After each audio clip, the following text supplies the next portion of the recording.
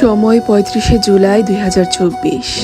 স্থান মেন্দিবাগ পয়েন্ট অথবা উপশহর পয়েন্ট, সিলেট। সেই সময়টায় দেশের অবস্থা উত্তাল, চারদিকে প্রতিবাদ, রক্ত আর গর্জন। আমরা ছিলাম প্রায় ৪০০-৫০০ জন আন্দোলনকারী। অবস্থান করছিলাম এক গুরুত্বপূর্ণ মোড়ে, যেটা ৫ দিক থেকে রাস্তা এসে মিশেছে। মেন্দিবাগ, সুবাহানীঘাট, শালিবন্দর, উপশহর আর নতুন ব্রিজ। ঠিক তখন সময়টা বিকেল ৩টা। হঠাৎ দেখলাম সুবাহানীঘাট দিক থেকে পুলিশ আসছে।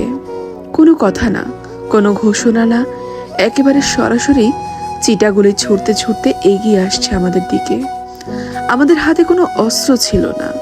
রাস্তা থেকে ইট পাথর কুড়িয়ে আমরা প্রতিরোধের চেষ্টা করছিলাম, কিন্তু পুলিশ যখন একদম সামনে চলে আসে, তখন আমি পিছন তাকিয়ে দেখি আমাদের ৫ জন ছাড়া আর কেউই নেই।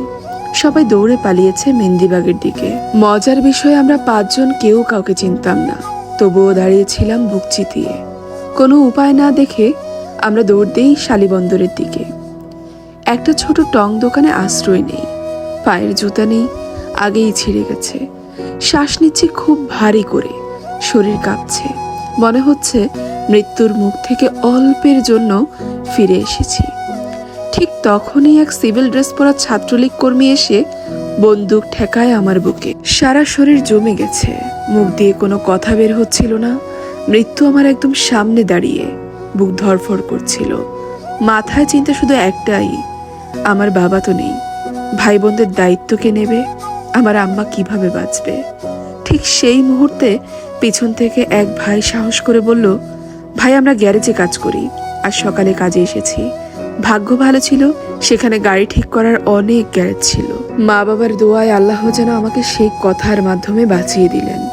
ছাত্রলীগ কর্মী আমাদেরকে ধমক দিয়ে বলল, তাড়াতাড়ি দোকান লাগাইয়া বাসায় যা। আমরা বেঁচে গেলাম, কিন্তু জানলাম আজ নতুন করে জীবন পেলাম। তবুও শরীরের প্রতিটি রক্তকণায় তখনও দেশপ্রেমের আগুন জ্বলছিল।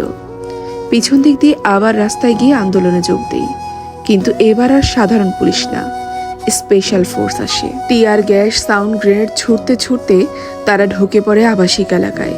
চারপাশ ধোঁয়ায় ঢেকে যায়। গলিতে কান্না, চিৎকার, বাচ্চা, নারী, বৃদ্ধ, কেউই রেহাই পায় না। আমরাও তখন বাধ্য হয়ে আবার ছত্রভঙ্গ হই, কিন্তু বিকেলে আবার জড়ো হবার চেষ্টা করছি। এমন সময় শুনি রাস্তায় কেউ আমাদের ডাকছে। দৌড়ে গিয়ে দেখি এক ভাইয়ের বুক ছিদ্র হয়ে গেছে গুলিতে। তাকে হাসপাতালে নিয়ে যাই। তার অবস্থা ছিল আশঙ্কাজনক। শেখ হাসিনা পদত্যাগ করার ১ ঘন্টা আগে খবর পেলাম ওই ভাই আর নেই।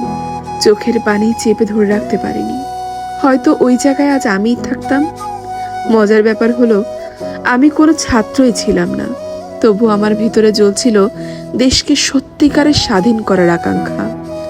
মরতে মরতে বেঁচে গেছি, তবুও মরিনি, কারণ এই দেশকে এখনো ভালোবাসি।